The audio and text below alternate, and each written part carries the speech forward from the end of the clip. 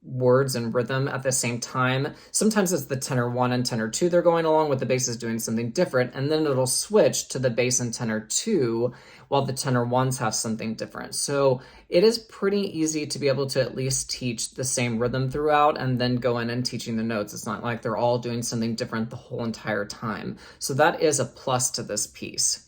It's 58 measures long, which some people find 58 measures to be long. However, there are pieces that are over 100 or 150 measures. So while it is challenging, it's not too long, and you can teach all of those musical aspects within that, and it gives you time to focus on some of the more challenging parts of this song. The text is very powerful. Derek wrote it and speaks to the friendships that he has had throughout his life, and how it's been difficult to have these friendships and then have to move for various reasons, whether it's a teaching position or a different opportunity somewhere else in the nation. And you can convey that with, man, your friend group changes throughout your elementary and middle school and junior high years, but you can still cherish those friendships and still have new ones. And it's important to develop those connections that are lifelong and not just in the moment. And so I find this text really powerful, especially to teach tenor basses, because they do need to be able to sing about things other than just sea shanties all the time. And I love this text. It's really important. So talking about those relationships with the kids. Enjoy.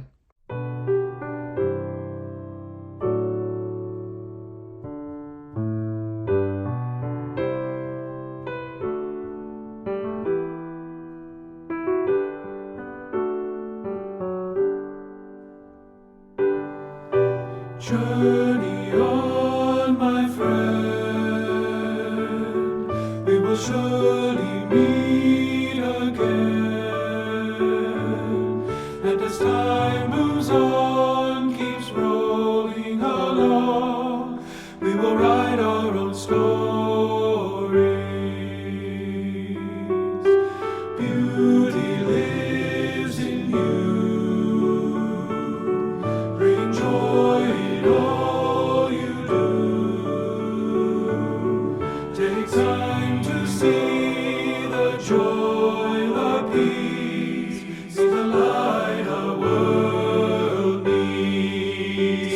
We will rise, we will soar. We'll see all the places we've dreamed of before. We'll be free as the breeze. We'll write our own stories. We will journey on.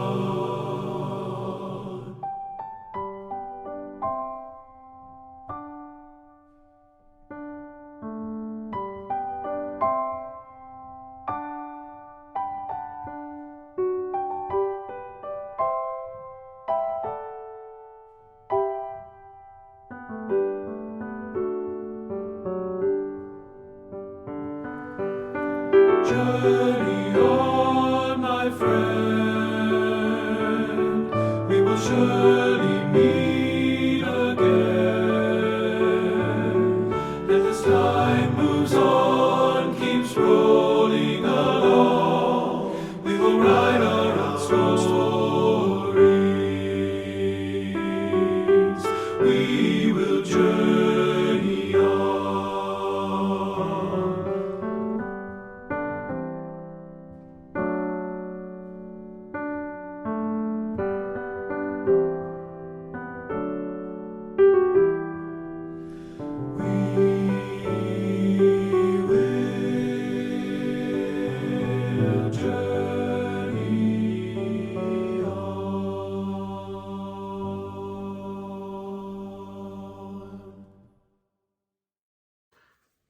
And now we're moving on to the Shepherd Spiritual by Donald Moore.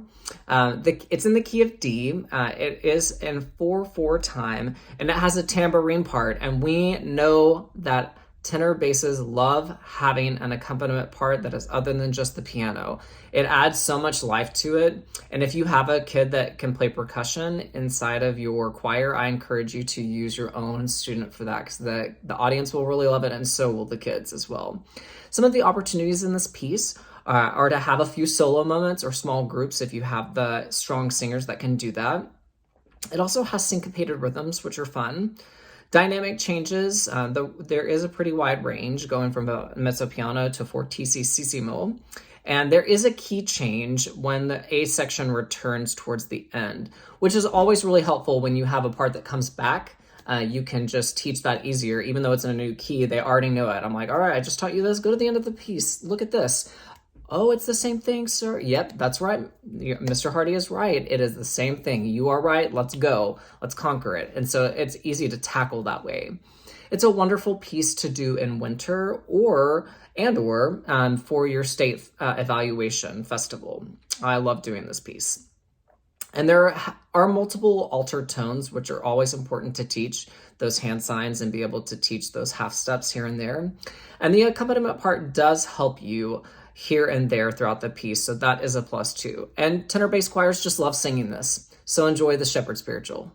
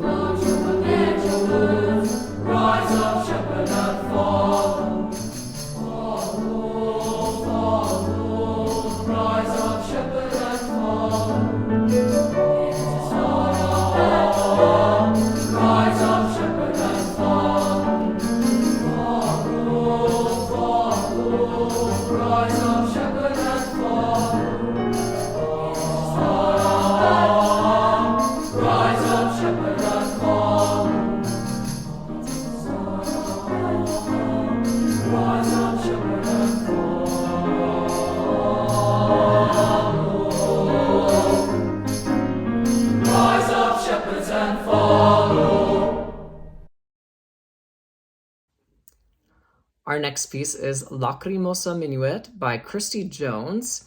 It is for mixed choir, SATB, in the key of E flat. It is in 3/4 time. I don't love 3/4 time, but I know it's important to teach, and this is a great piece to use to teach that. It is Latin text, so the kids do get to sing in that foreign language, and it comes with a pronunciation guide at the front of the music, which I always really appreciate. It is written in 4-part open score, and so it's not condensed where the soprano and altos are on the treble clef and then the tenors and basses are on the bass clef. My tenors are used to reading on the treble clef an octave down, which I really appreciate having that 4-part open score. It's only 36 measures in length, so it's not too long, and it's a great piece. And I would say that the difficulty level is about medium. It's not too bad. Really good piece. Opportunities for teaching in this are there are altered tones, which are really important to teach middle school kids. The syllabic stress, you've got to teach 1, 2, 3, 1, and it will help you avoid clipping the ends of phrases if you're teaching that phrasing from the beginning, the syllabic stress. There is an opportunity for you to sing a sacred piece, so if you sing a lot of secular things, you can bring in something sacred here. This is really important. And it is through composed. There are musical markings throughout, including tenutos, which I think choirs really need to learn how to give that full length to a tenuto. So being able to teach that is important. There is a bass part. There is a duet section with the tenor and basses, and then it comes back with the soprano and alto that they get to do a duet as well. And then I think it's really important to have breath to teach about breath marks being written in. And so this is an opportunity because there are breath marks written in for you here. So enjoy this piece.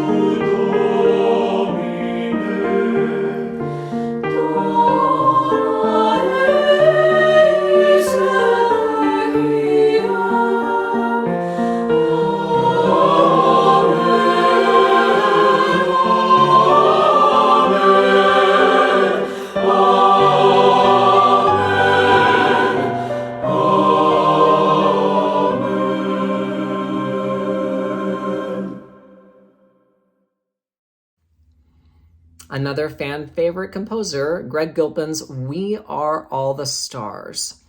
I was not familiar with this piece until I started researching it, and I really like it. It is for mixed choir, SAB, but there is a divisi part. And so what I would do is just have my first soprano sing the higher notes, my second soprano sing the middle, and the alto sing the bottom. And there is a descant as well. So if you have a really great, strong treble soloist, or maybe two, this would be great for that descant part. It is in 4/4 time, written in the key of C, and then it changes keys to D later in the piece. And the opportunities for teaching are, I love being able to teach musical phrasing through a dotted quarter note. People that know me know that I do dotted quarter note phrasing.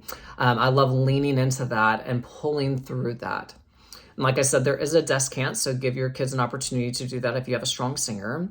It is a lyrical piece, which I love teaching lyrical pieces. I think it's important to add in some variety. If you're somebody that just does a lot of fast-paced, bombastic pieces, change that. I'm the opposite. I do a lot of lyrical, so I have to bring in those fast-paced, bombastic pieces. So this is an opportunity for something lyrical for you.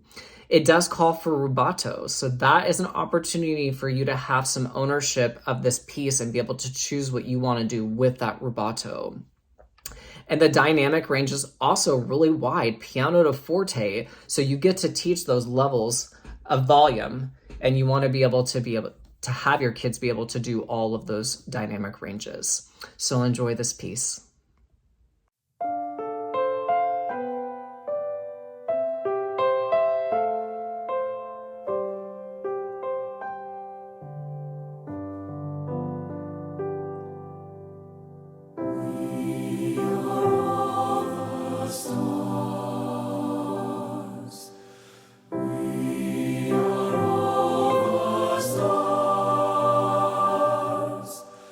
We are all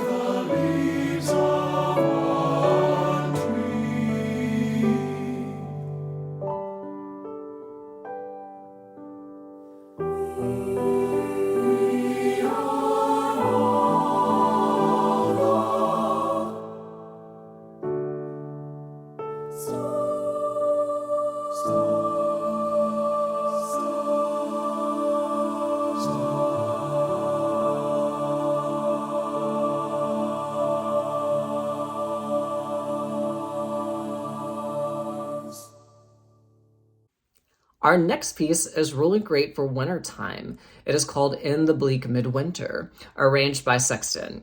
It is piano accompanied and it is in the key of F. It is for two-part treble voicing, and it calls for an optional C instrument, but I love adding instrumentation, so I would encourage you to do that if you have the means. The opportunities for teaching in this piece range from, it opens with a beautiful unison line. I love a good unison line. It is so important for people to be able to sing in unison, even though unison is very difficult. So it is great to teach that for this piece. Sometimes you may be crunched for time between your late fall concert and your early winter concert, and this piece is relatively short and it's easy. So if you needed to have a quick piece that you can get taught really quickly, this is a great opportunity for that. This is also a sacred piece, so another opportunity for you to do something non-secular. And then dotted quarter notes are falling out of the sky in this piece, and I love it. I love dotted quarter notes. I'm all for it. Add beautiful crescendos to those dotted quarter notes and soak up the musicality and phrasing in this piece. It's very familiar to a lot of you, but it is a really good arrangement. Enjoy.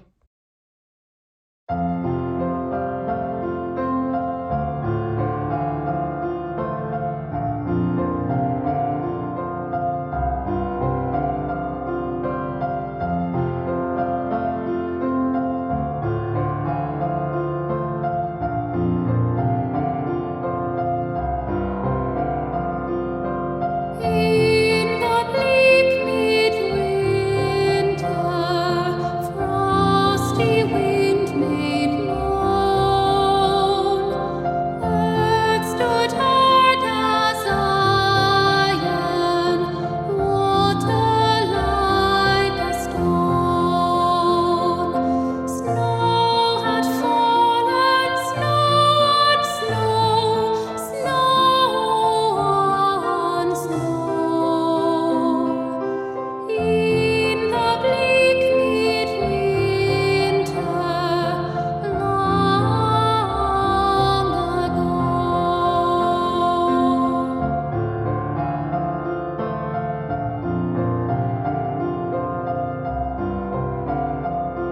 Enough for him whom cherubim worship night and day. A breast full of milk and a manger full of hay. Enough for him whom angels fall down before. The ox and ass and camel which adore.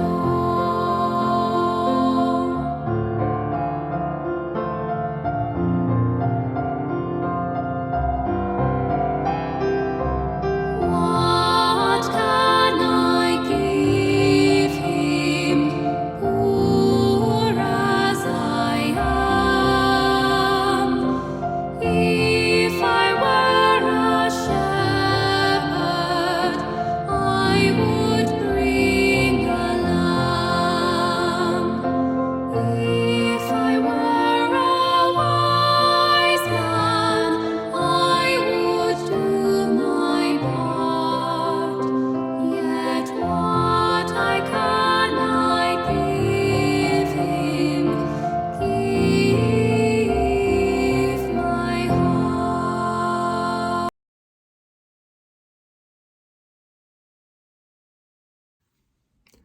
Our next piece is by Victor Johnson called Dobru Noc, meaning good night.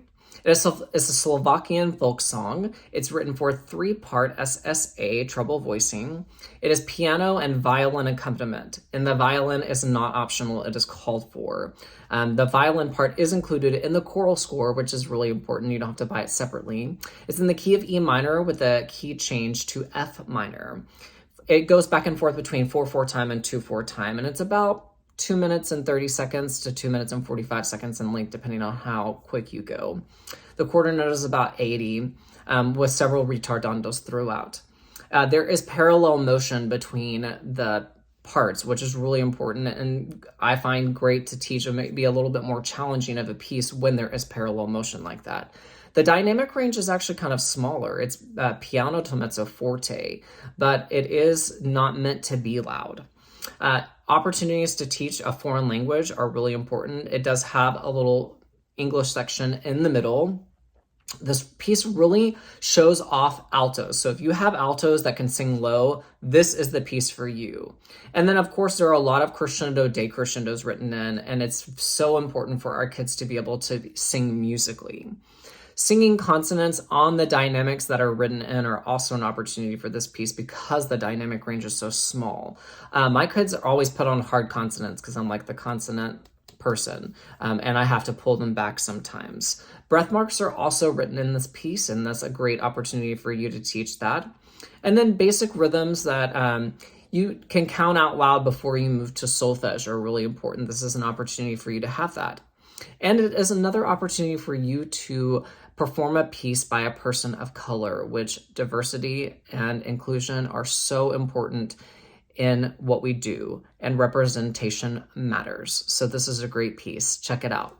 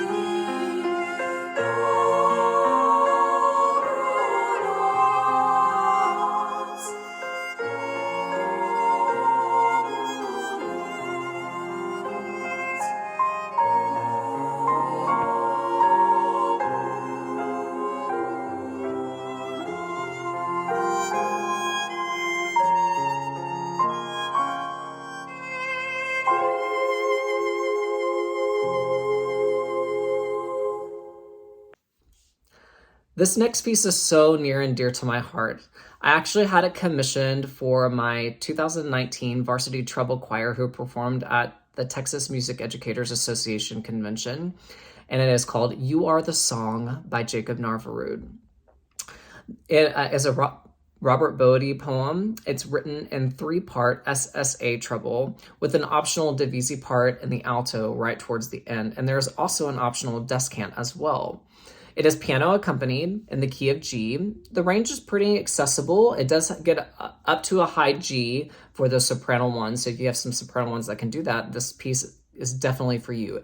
It is challenging rhythmically, but that's totally okay. I am not somebody that can do really complicated rhythms easy. I had to study it a lot, and I have no problem saying that because there are a lot of us that feel that way. You can still accomplish pieces like this. You just have to take the time to practice. It is through composed, and the dynamic ranges from piano to fortissimo. So that is really important to be able to teach your treble singers to sing in all of those different volumes and ranges. I would say this is a very difficult piece, but it is not so difficult that you can't do it. The challenging rhythms are teaching opportunities for sure, 18th, 16th notes that are tied.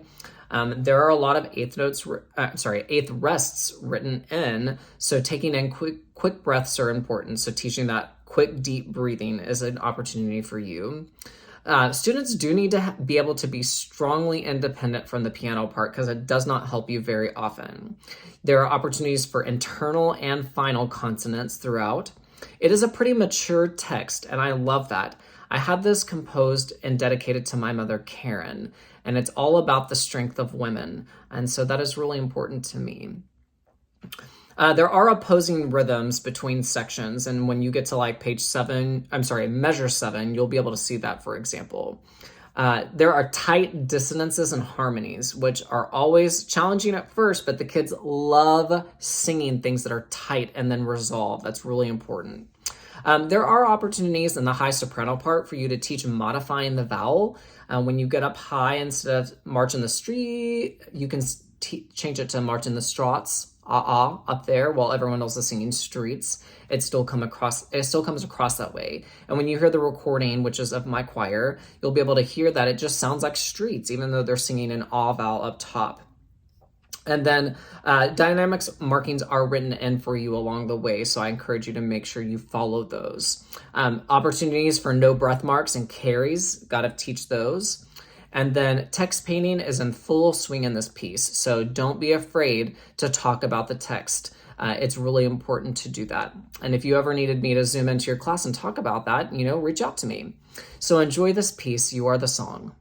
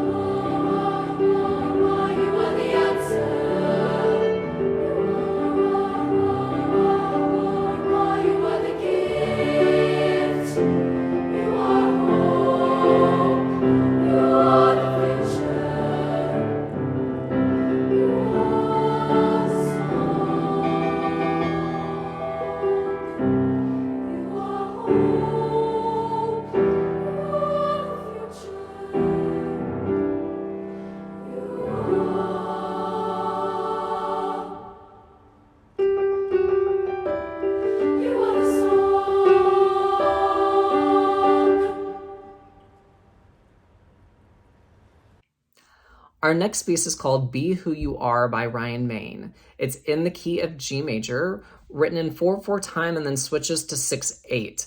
It is for 2-part treble voicing and would be a really good 6th grade piece if you have some 6th graders that can do really challenging rhythms, but also great for non-varsity or varsity treble choirs in the middle school realm. Opportunities in this piece would be time signature changes. We need to be able to pay attention to that. And then dotted and somewhat complicated rhythms. I know that sometimes it's really important for us to teach basic rhythms as well, but we want to be able to give the kids something challenging as well. Tenuto markings throughout, and then accents. So this is an opportunity for you to teach the difference between an accent and a tenuto, because they are both written throughout this piece. And then there is an optional 3-part split at the end that you can choose to do or not do. But if you have some strong singers that can sing a final chord in 3-part, go for it. And then the text is really powerful. It's all about talking about being yourself and accepting others for what you need and want to be, because you are who you are and you can't change that. So accepting others is so important, and this is a great text for that. Enjoy this piece.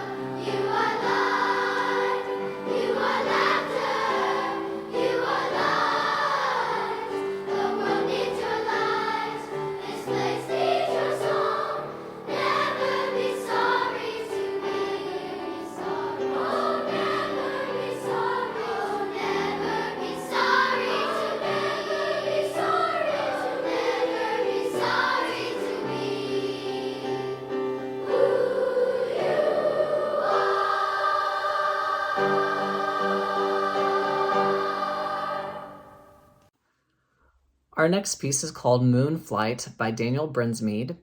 It is in 6/8 time, and it is written in the key of D flat with a key change into D right towards the very end.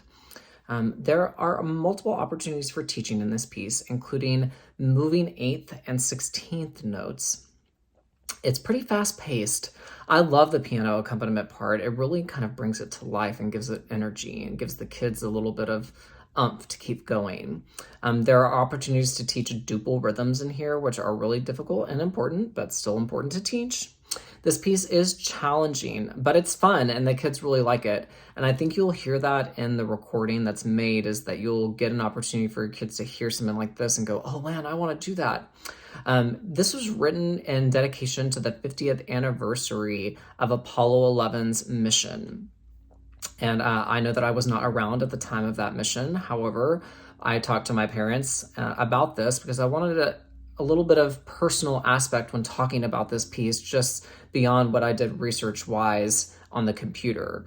And what I found was that what was written by the composer of like, oh, these are the things that are really important in this piece, my parents felt the same exact way. And so back in 1969, it kind of felt like the world stood still for a minute watching the moon landing, and that it was very important for the world to unite as one as we watched the first human beings step on the moon. And that is something that today, it's been a long time since something like that has happened and united the entire world. And we need people to find that same sort of feeling of peace and be able to not ignite, but unite as one. And so this is a great opportunity to talk about that and to teach history as well and do cross-curricular planning. And you could even have a history teacher come in and talk about the moon landing a little bit. And that would be really cool for some of your kids, especially if they have a favorite history teacher that could come in and do it. And people remarked like about writing this piece and their reflecting back to 1969, that humanity endeavored to pull together. It's like no matter where you were in the world, time just kind of stopped. And as millions of people were watching on TV, the first person landing on the moon. And of course, part of me was just that I was around for that. And to be able to see something so magnificent and marvelous. And you can talk about that. And maybe you were around in 1969 and you can have that personal touch to talk about how you watched that as a young teenager or as a kid, and you had that opportunity to find something so powerful like that. So this piece endeavors to capture that excitement and hopefully inspires choirs and singers and listeners to feel the way to never stop dreaming big and to actually reach for the moon. Enjoy.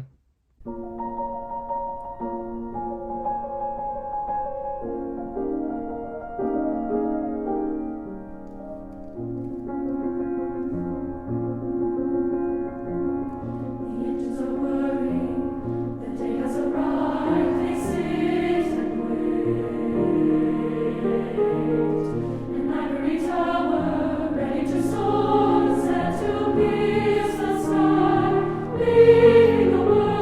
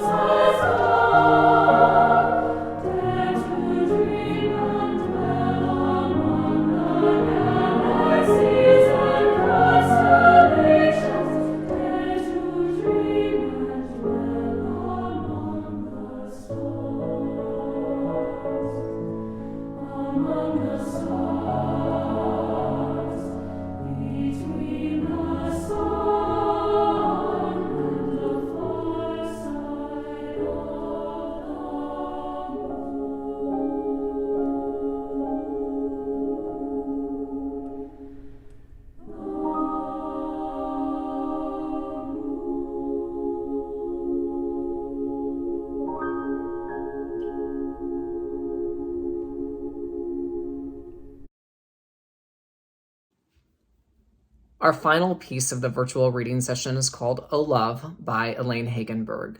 And my choir had the opportunity to sing this at the Southwestern ACDA conference last year in Little Rock. And it is the piece, there are two pieces that we did, but this is one of the two pieces that just moved my choir and the audience to tears. It is written for 4-part SSAA choir. And yes, it is challenging and difficult, but middle school choirs that are advanced can do it. It's written in the key of G. The range is pretty wide, so you have to have some people that can sing high and low. It's about 5 minutes in length. It is through composed. The dynamic ranges from pianissimo to forte. And then opportunities for teaching in this piece. I love a good opening unison line. I said that earlier, and it's really important for kids to be able to sing in unison. Teaching of singing on one staff and then splitting to different staffs. And although that's just a little bitty thing to teach, it is important to teach. You can't just be expected to know. Watching for those no breath marks. And then reading 2 consecutive eighth notes that are not beamed together. And I know that, again, that's a small concept to teach, but it is really important because not all kids understand that beamed equals the same as 2 separate eighth notes. It is really important. There are difficult skips and leaps in here, so be able to have kids that can handle that. Tuning in fourths and fifths as well, that's an opportunity for that. There are internal consonants within this, like for oh joy, using that J to internalize the energy. And because of the wide ranges, students have to use a lot of air and core singing. So being able to teach core singing is important. The dissonance in the word vein in measure 36 is an opportunity for you to talk about text painting and how that sounds like vein. It's so important to be able to dive into those. And then students have to be able to take in practicing deep breaths and sustaining long phrases. And so that's an opportunity for you to maybe teach buzzing the line 3 or 4 times to be able to get those long phrases down. Opportunities with fermatas. Kids need to know how a fermata works and to be able to watch you. So that's really important as well. And this piece of story is very emotional. I found that my students didn't fully commit until they heard the story of "O Love" and why it was written. And once they did, they wanted to just sing it over and over and over. And they got emotional, and we cried multiple times in our journey along the way, as well as in the performance at SWACDA. And that is really, really important to be able to have that emotional connection. And then, of course, this is an opportunity for your singers to sing a piece composed by a woman. And like I said, diversity, equity, inclusion are really important. I hope you've enjoyed this virtual reading session. And now we're going to dive into our final piece, "O Love" by Elaine Hagenberg.